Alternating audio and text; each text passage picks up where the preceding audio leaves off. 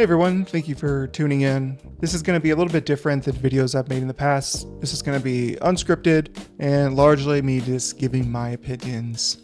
So this is more akin to perhaps a podcast style video.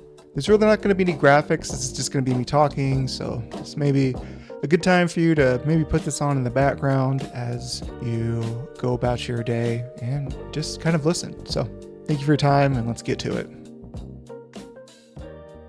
I love Grand Archive, and I love thinking about Grand Archive. Think just my professional background, emerging markets, technology that doesn't necessarily have a confirmed audience, people that want to be innovative and create the future themselves. These are all things that I really appreciate. And these are characteristics of Weebs of the Shore and Grand Archive. It's the kind of thing that I like to think about. And when it comes to parts about the game itself that I really like, honestly, just the strategy behind trying to achieve something like this, I find really interesting.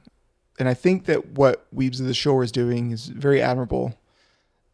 This is an incredible amount of effort to get a game to the point that they have.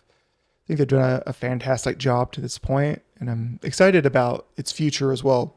Because when it comes to the game itself, the gameplay, the cards, card quality, distribution, growth across the globe, I think Grand Archive has done an incredible job despite not having to make a bunch of promises that they may or may not be able to keep. There's a lot of card games that have gone a similar route to Grand Archive with things like Kickstarter that kind of promised the world, but weren't able to actually provide that to the players once the cards got printed. Grand Archive has done a great job at, I think, just about all of this. And they've done a lot of this without it involving much, if any, heartburn by the players. Things are developed and released regularly. And for that, I have no complaints as to the game's future when it comes to the game itself. Where I do start to have worries about Grand Archive going into the next phase of its life is around its marketing efforts and how they're treating that today. And I'd like to use the analogy of crossing the chasm. This is a book by Jeffrey Moore. It's quite a popular book for people that work in emerging technology. And effectively what the concept is that whenever you are a startup like Weebs of the Shore, you have kind of this ramp up period where you go from your early adopters, people that are pragmatic, that are evangelists for your game, and effectively get to the point where you need to cross a chasm into wider spread adoption. And I believe that Grand Archive is at the point where they are starting to cross that chasm. What the other side of that chasm looks like to Weebs of the Shore is up for debate. I don't know if widespread adoption means this game is competing with the other big games in the space as far as TCGs are concerned, or if they've got something maybe pulled back a little bit and they want to be a little more conservative as to what they're looking to achieve. Regardless, I do know that continual growth is what they're looking for. Ultimately, I think has to be. So when it comes to achieving that, I think that what is going to cause some problems for them is their efforts with things like marketing. Now, some of their marketing, I think, is quite smart. They've had good success with things like VTubers. I suspect that will continue. VTubers, while it is a niche audience with regards to getting eyes on the game, it serves a couple purposes. For one thing, I think a lot of people that enjoy VTubers would also enjoy the characters in this game. I think for finding international audiences, I think VTubers are also a great place to be. And I think VTubers probably also just enjoy opening packs and working with a trading card game. What I would like to see, though, is Weebs of the Shore start to look to people that make video content specifically about trading card games. So channels that focus on making content about Pokemon, One Piece, Magic, Yu-Gi-Oh, all those big companies going after and incentivizing those types of content creators to make some promotional content or content about Grand Archive. The game is at a place where I believe that it is mature enough to be interesting to those audiences that are more attracted to games that have been around for decade plus, because we have things like great distribution globally for the most part. Omnidex is already built out and provides a lot of benefit. And then there's all these other little nuances and interesting things about Grand Archive that is a little bit more unique to the game that I think could really kind of start to perk people's ears up, sort of get people interested in checking out a new game. I know, especially, at least for me, I was at the point where I was interested in getting off of Magic the Gathering a few years ago, and Grand Archive is ultimately how I did it. Now, I did it by going onto Google and simply looking for new trading card games that use the stack. Really, that was it for me. I was looking for new games and I wanted it to use the stack. I wanted it to have opportunities for fast speed interaction. It's part of what I liked about Magic. And Grand Archive happened to have that, and I went with it. I'm very pleased with my decision. But that involved a Google search. It wasn't put directly in front of me. And I think going after trading card game channels and doing promotions with them could help us pull in some new players. Because let's be real, with things like Gundam and Riftbound now out as we enter into the holiday season, I worry that some people that currently play Grand Archive are going to start looking to move over to those other games. And people that are looking for new trading card games to play, I think they're going to look at those games before they look at Grand Archive, despite Grand Archive, I think, probably being a great choice, if not the best choice, for many of those people. They're just not going to know that this game is out there if it's not being marketed to them. And I want to talk as well about the Creators Guild. Creators Guild has been around for about a season now, and I would question if it's actually achieving the goals that it set out to achieve. Currently, to be a content creator and be accepted into the guild, you really kind of need 2, if not 3 things. I guess it's 3 things to be on your side. During a season, which is about 5 months, you need 10 plus video uploads if you're making long form content, and the average viewership across those videos that you produce within that season need to be 1,000 views. Additionally, it needs to be what is considered high quality content as well. What does high quality mean? That's a little bit to be determined, but I think we can probably all make some assumptions on what that means. And I think we all kind of land in similar places, but it is subjective at the end of the day. Likewise, if you're creating short form content and you're looking to get into the Creators Guild, within 5 months, within a season, you must make 30 or more short form videos about Grand Archive. Of those videos, of those short form videos, they must average 10,000 views across them for the season. And just like before, it's a requirement of those to be high quality. I think these numbers are out of whack. I think it's doing a disservice to content creators that are interested in making content about Grand Archive. I think it's stifling creativity within the space. And I think if the idea is that Weebs of the Shore could attract already established content creators with a large platform, with large viewership, by showing them that if they make these videos within a season, they could easily get in and get the perks of being in the Creators Guild themselves. So starting to try to draw in already established channels to make content about Grand Archive. I question if that's ever really going to happen, because from what I understand, when it comes to larger channels, they're incentivized more by money from partnerships rather than product. And currently, if you are accepted into the Creators Guild, you receive a bunch of booster boxes, starter decks, Dragon Shield, Grand Archive sleeves. There's there's a custom backpack. There's a playmat. There's a card. I don't know if that's really kind of what these larger channels are after. I do think that smaller channels that are more focused on Grand Archive are interested in this type of product provided to them. My concern, though, is if this is really the best approach. And I wonder kind of what came first here.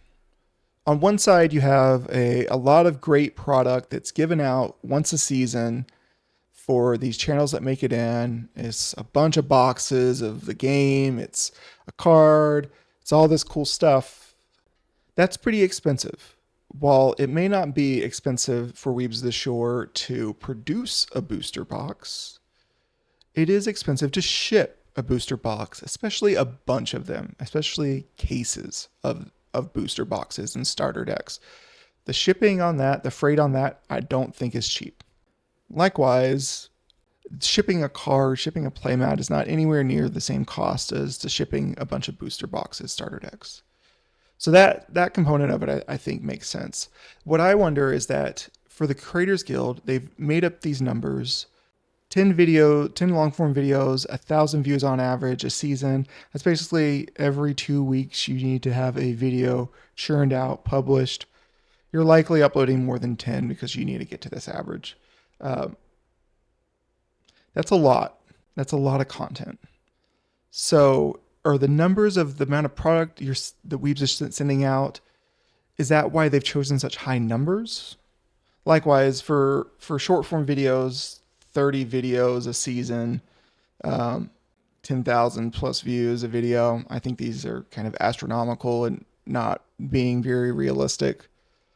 Maybe I'll get into that in a little bit, but to finish my point here, I don't know if we really need to be sending out this much product if it means that we need to set the requirements to be accepted into the guild that high.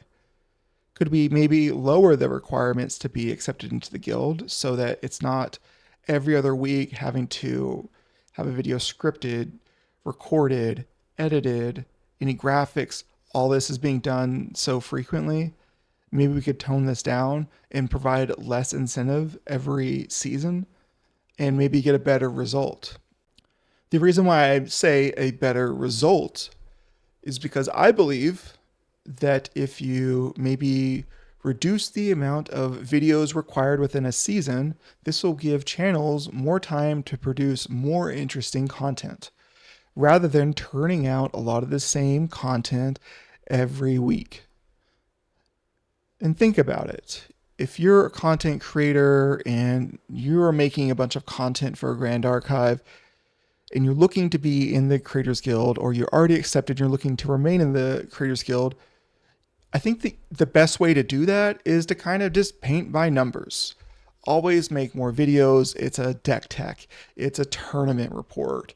It's a how to play a deck. It's things that you can just kind of do over and over and over again. You're just kind of, again, painting by numbers. You're looking to just make the easiest content that fits within the requirements so that you can stay within the guild. Just due to the requirements to be in the guild being so high in the first place. If you wanted to create smaller documentaries, if you wanted to make content that requires more research, more effort, more editing, more graphic work, you're actually not being incentivized to do that at all. So you're not going to make that content. You're going to make, again, more of this content that is pretty repeatable. And I think the effects of this content being done in this way is quite negative. Let's think about it from the player perspective, from the person that is actually going to sit down and watch these videos. If you are an enfranchised Grand Archive player and the channels that produce and release content for Grand Archive most frequently are the ones that you are watching, you're going to see a lot of the same thing over and over again. And if you're enfranchised, maybe you watch this content for a few months, maybe you watch it over a year. But at some point, I suspect you're going to get tired of watching content that is basically the same thing over and over again. So what is the result of that? Well, you watch less Grand Archive content, perhaps you play less Grand Archive, and you start to look to other games. There's just not much going on in the scene, and your attention ends up elsewhere. On the flip side of that, if you're a new person to Grand Archive and you start to view this content, you're probably going to see that this content is a little stale. It's a lot of the same stuff coming out continually. And since you're a new player who may be interested in content that is a little bit more creatively rich, that is bigger than the game itself, that's covering interesting topics, the characters, lore, behind the scenes, personality type content, it's just not going to be as much of it. It's going to be a lot of just pretty flat content. And I think this ends up not giving Weebs of the Shore what they want from the Creators Guild. I think it's giving them kind of the opposite of what they were expecting. So how would I change this? Because I've been quite critical. If I was to make a suggestion, I think the amount of videos that should be uploaded over the course of a season for long form videos should be 7 or 8. I think perhaps an average of 1,000 views is fine for this. You may play with that number a little bit, but I think a reduction in the amount of long form videos required in a season would probably get you better videos from these people. And let's not beat around the bush. If you are somebody who is creating content for Grand Archive, the average video for Grand Archive, I think right now gets between, maybe 500 views to 3,000 views. Let's just use those numbers. I think maybe you could hone this in a little bit, but I don't think that's outside of the realm of possibility. If these are the kind of viewership numbers that you're getting, you're not probably a channel that is getting a lot of money in return from things like Patreon. I don't think you're really getting a check cut to you by YouTube. You're making these videos basically every week or every other week just because you love the game. Just because you're enthusiastic about the game, you want to evangelize the game. This is how you want to spend your free time creatively. The light at the end of the tunnel for this, if you are looking to receive something back for your efforts, is kind of being in the Creators Guild itself. This is where you're actually going to see kind of something provided back to you for the effort, the time, the money that you've put into creating content for this game. So toning down the requirements to be in the guild is going to kind of serve two, I think, important purposes. Again, more creatively rich content is likely going to occur more frequently. Likewise, by lowering the requirements to be in the guild, I think you also incentivize more people to be more interested in creating content. Now, how do you adjust the numbers to make this make sense? If you're asking for less and you're allowing more people to get into the Creators Guild, what do you do to counteract that? Personally, I'm not sure if sending cases of product to people in the Creators Guild once a season is really the best use of money.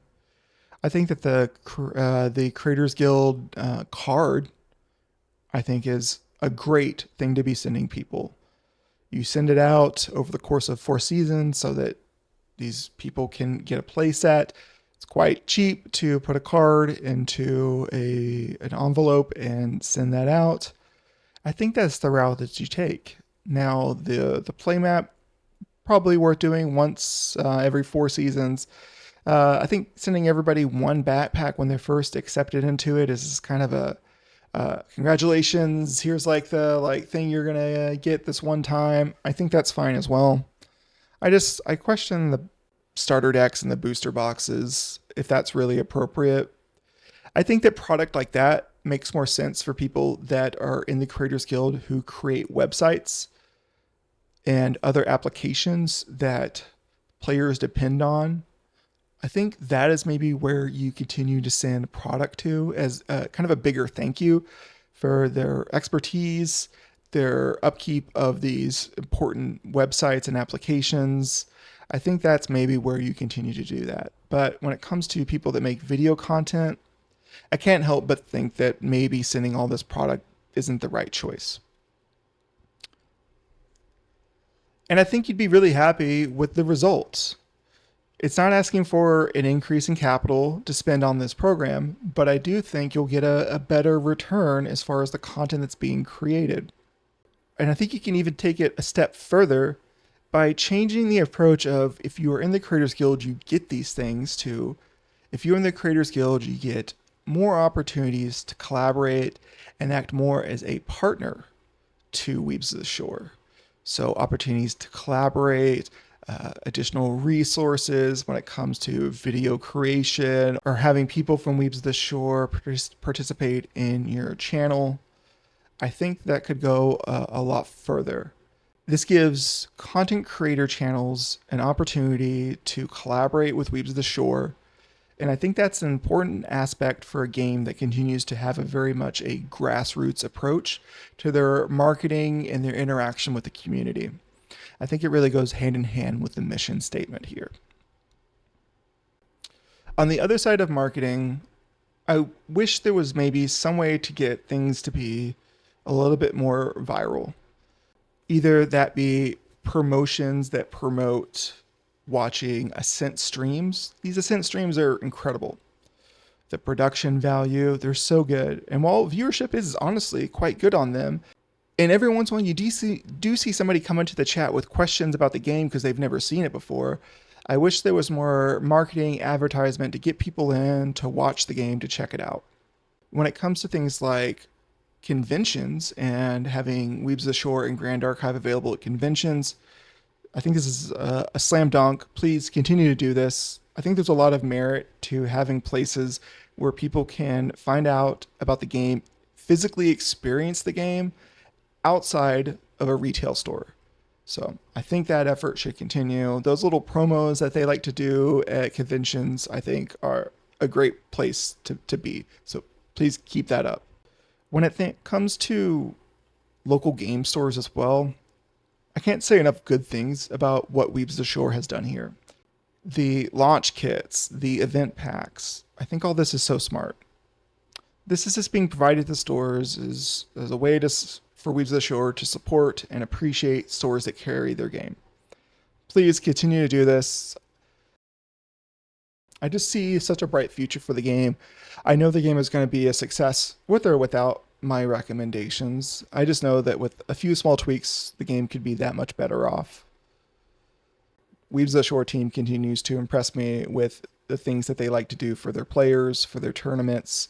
Things like the Sylvie grading service at Worlds, the counters that were provided at regionals are just so cool. They're so unique. It's great to see.